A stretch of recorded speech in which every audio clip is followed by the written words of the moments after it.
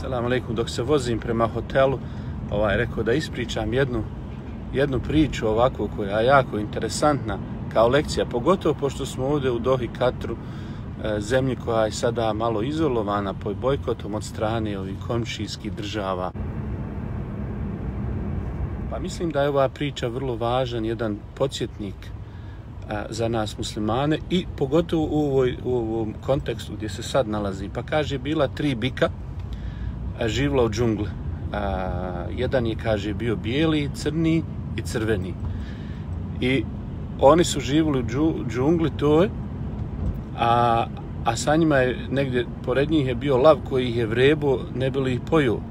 I pošto su njih trojica bila zajedno, nije mogao nikako da ih rastavi, da ih pojede, smišljao je šta da uradi, kako da ih rastavi. I onda jedan dan prišao ovome crnom i crvenom biku i rekao, pa kaže, gledaj, vas dvojica ste, kaže, tamni, nako, a onaj bijeli bik, kad se sakrijete, lako vas je prepozna da ste se sakrili, jer bijelina od bijelog bika vas odaje. Pa kaže, bolje da se vas dvojica, kaže, idete svojim putem, a ostavite vi njega, kako se zove, u džungli, da sigurniji ćete biti. I ova dva bika tako počnu razmišljati i kontaju, kaže, pa jest, kaže, stvarno ovaj bijeli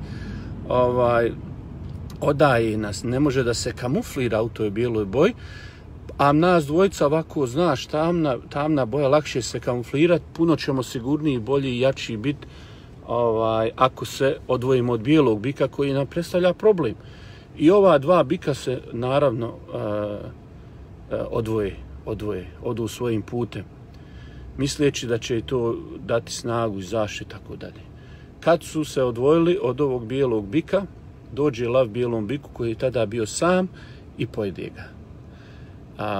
Nakon određenog vremena onaj lav opet malo ogladnio i dođe sada on onome crvenom biku.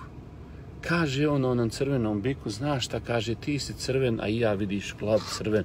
Kaže, mi više imamo zajedničkih stvari nego ti sad i onaj crni. Vidi onaj crn nekakav, garav, sad nikakav, razumiješ, šta ćeš ti s njim? Ti si crven, ti, ja i ti imamo drugačiju boju i to sve. Hajde ti, kaže, ne znam šta tražiš, ali moj ti je savjet da svoju reputaciju ne rušiš i da ne tražiš društvo sa ovakvim kao što je ovaj crni. I ovaj kaže, pa jest, tako je, kaže, vidiš, ti si drugačiji, ja sam drugačiji, ja sam koji ti, ovaj drugačiji, i on se odvoji. Naravno, lav ode odnom crnom koji je bio sad sam, pojede ga, pošto je i bijelog pojeo. Nakon određenog vremena, naravno, onaj lav opet ogladni. I šta će sada? Ko je još ostao onaj crveni. U tom momentu kad je on išao prema tom crvenom biku, ovaj crveni bik gleda u lava, sve mu je bilo jasno da dolazi po njega. I dok je tako lav prilazio, on u sebi razmišlja i kaže, ja sam, kaže, umro kad sam dozvolio da onaj prvi bijeli bik bude ubijen.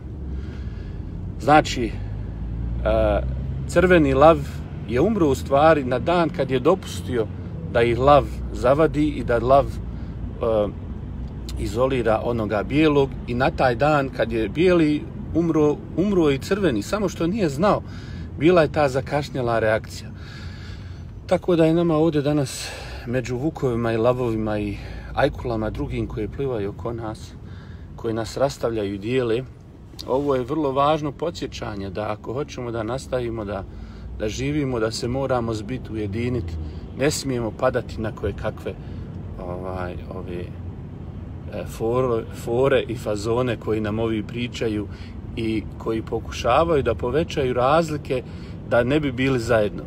Umjesto da tražimo ono što nas je Allah zadužio, uže, da se vežemo za najjače uže i da se čvrsto držimo i da se borimo svi ko jedan.